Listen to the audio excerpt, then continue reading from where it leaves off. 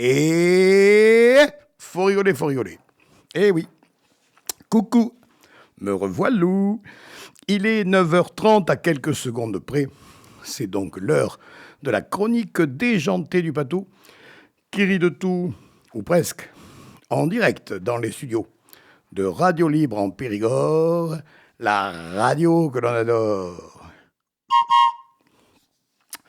Aujourd'hui, je vous propose une savante réflexion de la célèbre Madame Michu, celle-là même qui publie régulièrement un billet dans le bulletin trimestriel de l'Académie Alphonse Allais. Écoutons-la donc. Pour le fabuliste, la langue est la meilleure et la pire des choses. Mais j'ai lu avec tristesse qu'une langue disparaît dans le monde tous les 15 jours. À ce rythme, 2500 langues mourront en un siècle. Si l'on considère avec l'UNESCO qu'il existe actuellement de par le monde environ 7000 langues, un tiers d'entre elles s'évanouiront et, avec elles, leurs apports et leurs richesses. L'immeuble où j'habite parle plusieurs langues. Le français y domine encore, pratiqué par les autochtones et par quelques étrangers désireux de bonne intégration. D'un étage à l'autre, on rencontre des langues de vipères, quelques mauvaises langues, quelques taiseux qui ont un bœuf dessus, d'autres qui, ne l'ayant pas dans la poche, l'ont au contraire bien pendu. Les amoureux y déploient la langue de velours dans le palais d'amour, comme le chante Pierre Perret dans Les Baisers, pour le bonheur de chacun. Alors, doit-on se résigner à voir disparaître ce qui nous enchante ? Doit-on envisager à terme une France sans Rabelais, sans Molière, ni Madame de Lafayette, sans Voltaire, ni Sand, sans Hugo, ni Colette, sans Camus, ni Beauvoir ?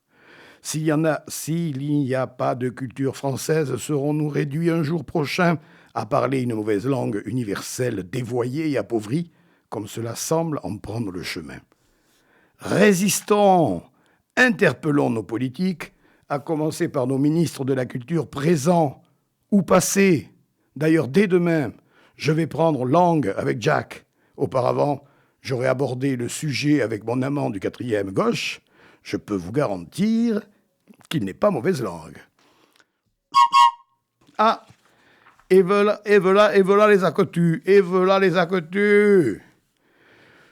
Jean-Luc Mélenchon, qui ignore être une contrepéterie vivante, est un malin.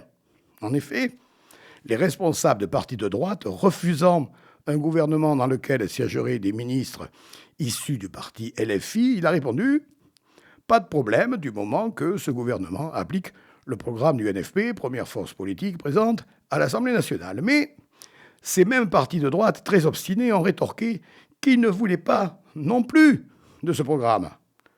Moralité, si le père Macron choisit les gens du NFP pour gouverner, il y aura bien des ministres LFI, quitte à risquer d'entrer une motion de censure droitière.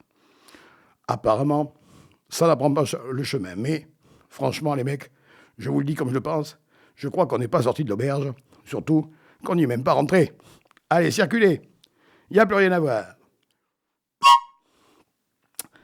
Chez nous, le fameux SMD3 s'apprête à frapper un nouveau coup dans le vide. Pour fliquer les soi-disant incivilités des sus qui posent leur sac poubelle à côté des bornes, il veut installer un système de vidéosurveillance sur chaque PAV. Cela ne coûte que 25 € d'abonnement mensuel par système, sachant qu'il y a 3000 bornes pour les déchets ménagers. Cela fait donc 75 000 € par mois, soit 900 000 € par an. Une goutte d'eau, quand on sait que cela correspond seulement à 3200 redevances incitatives à 280 € en moyenne l'une. Mais la question n'est pas là, en fait. Les technocrates du SMD3 prennent, une fois de plus, le problème à l'envers. Ils ne se posent pas la question de savoir pourquoi il y a des sacs à côté des bornes. Eh bien, c'est peut-être un peu parce qu'il n'y a plus de place à l'intérieur. Moi-même, j'ai plusieurs fois été obligé de faire quelques kilomètres pour en trouver une qui daignerait accepter mon maigre dépôt. Alors, c'est quoi la solution ? Eh bien, il faut doubler le nombre de ramassages, c'est évident. Mais on manque de personnel qui disent, eh bien, vous n'avez qu'à embaucher. Et comme ça, puisque le SMD3 se vante d'être une société exemplaire, elle pourrait le devenir, au moins, sur le marché de l'emploi. Affaire à suivre, ou pas. Alors, qu'est-ce qu'on fait maintenant? Hein? Qu'est-ce que t'en penses, mon petit Antoine? On fait quoi? Eh bien, on fait la pause musicale. Hein? Allez, c'est la reprise des championnats de foot, y compris en Angleterre. Donc, je vous propose une chanson sur Liverpool, qui, en fait, est dédiée aux Beatles, bien sûr. Musique.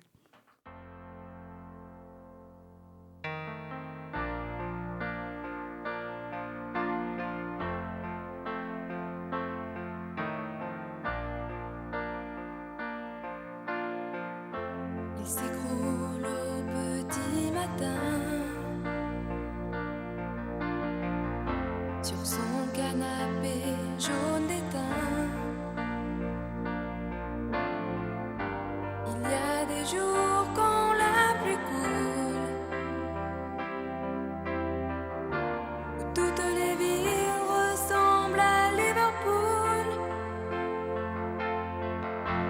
L'imperméable collé à la peau, la barbe enfoncée à coups de marteau. Il revoit le film de la journée, même pas un mec à qui parler, les yeux dans le vide, planté dans son jean. Il écoute John Lennon et il imagine, les yeux dans le vide, planté dans son jean. Il écoute John Lennon et il imagine, immobile et sans illusion, les yeux rivés à son plafond. Il y a des jours quand la pluie coule, où toutes les villes ressemblent à Liverpool. Il s'allume une autre cigarette. Oh, il met son Walkman sur sa tête. Le cœur cassé mais plein d'espoir. Il rêve de partir loin et de tout voir. Les yeux dans le vide, planté dans son jean. Il écoute John Lennon et il imagine, les yeux dans le vide, planté dans son jean.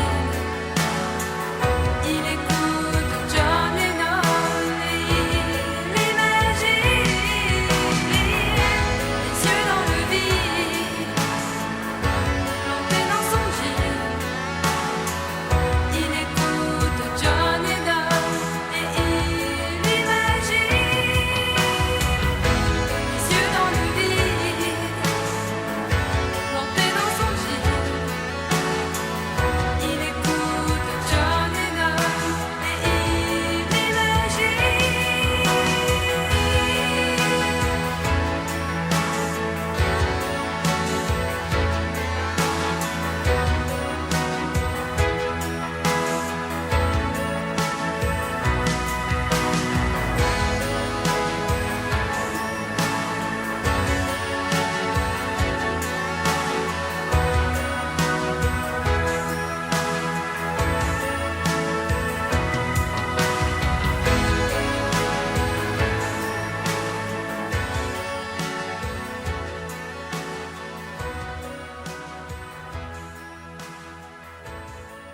Allez, sans transition, on passe au moment du contre-P.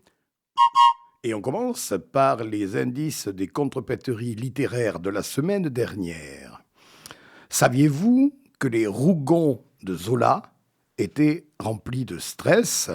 Il faut inverser le G de Rougon avec le ST de stress. Et que cette éditrice qui geint devant son Bovary, il faut inverser geint avec le riz de Bovary, ne supportait pas qu'on lui rate les Flaubert, il faut inverser le R de rate avec le FL de Flaubert. C'est pour cela qu'elle avait choisi Dumas, il faut inverser le CH de Choisy avec le M de Dumas.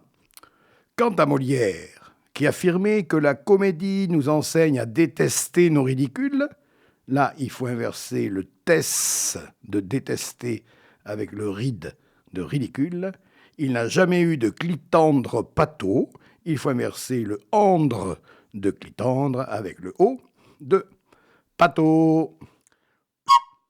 Lundi prochain, c'est la rentrée scolaire. Alors, si on se faisait quelques contrepéteries d'école, bien sûr. À cause du Mpox, la directrice a interdit les salles dans le couloir annexe. À cause du Mpox, la directrice a interdit les salles dans le couloir annexe. Cette lycéenne aime les mots grecs. Cette lycéenne aime les mots grecs. Et déjà, les écolières parlent de foot en babillant. Et déjà, les écolières parlent de foot en babillant. Le prof de géo veut toujours poser ses cols sur les pouilles. Le prof de géo veut toujours poser ses cols sur les pouilles. Ce professeur a encore collé Violette. Ce professeur a encore collé Violette. Les indices, la semaine prochaine, comme d'hab. Et c'est la minute blague. Toujours sur le thème de la rentrée scolaire. Cela se passe à l'école de Trifouilly-les-Oies. L'institutrice de CE2, un peu échaudée par son expérience passée, veut cadrer ses nouveaux élèves afin d'éviter les jeux de mots irrévérencieux. Elle commence par leur demander de se présenter. Thomas Dupont, dit l'un. Jean Durand, dit un autre. Sabine Heurdebèze, annonce une fille. Ah non, dit l'institutrice. Un peu de respect, s'il te plaît. Mais c'est vraiment mon nom, répond la petite fille en pleurnichant. Même que j'ai une sœur en CM2. Voulant en avoir le cœur net, l'institutrice traverse la cour de l'école pour se rendre dans la classe de CM2 et demande alors, devant sa collègue un peu étonnée, s'il y a une heure de baise ici. Alors Toto se lève et répond « Ah ben, sûrement pas, on n'a même pas d'heure de pause. » Voilà les petits loups, c'est fini pour aujourd'hui. N'oubliez pas que vous pouvez me réécouter vendredi à 15h30 et samedi à 9h30. À la technique, c'était Antoine et je le remercie. Le week-end prochain, je m'exporte en Corrèze, samedi 31 août, très exactement au salon jeunesse de Cosnac, où je pourrai présenter les 2 recueils de blagues de ma petite fille Livia, ainsi que le CD des chansons enfantines de ma mère. Une histoire de famille, en quelque sorte. Et le lendemain, dimanche 1er septembre, je serai dans le Lot, précisément à Rocamadour, pour participer à la nouvelle édition de Rocalivre avec mes jeux de mots et contre-pieds en présence de 80 auteurs régionaux. En attendant, je vous souhaite à toutes et à tous une belle fin de semaine ensoleillée et je termine avec le petit message habituel. Salut les copains, salut mes poules, arrivez d'air chaud et prenez soin de vous.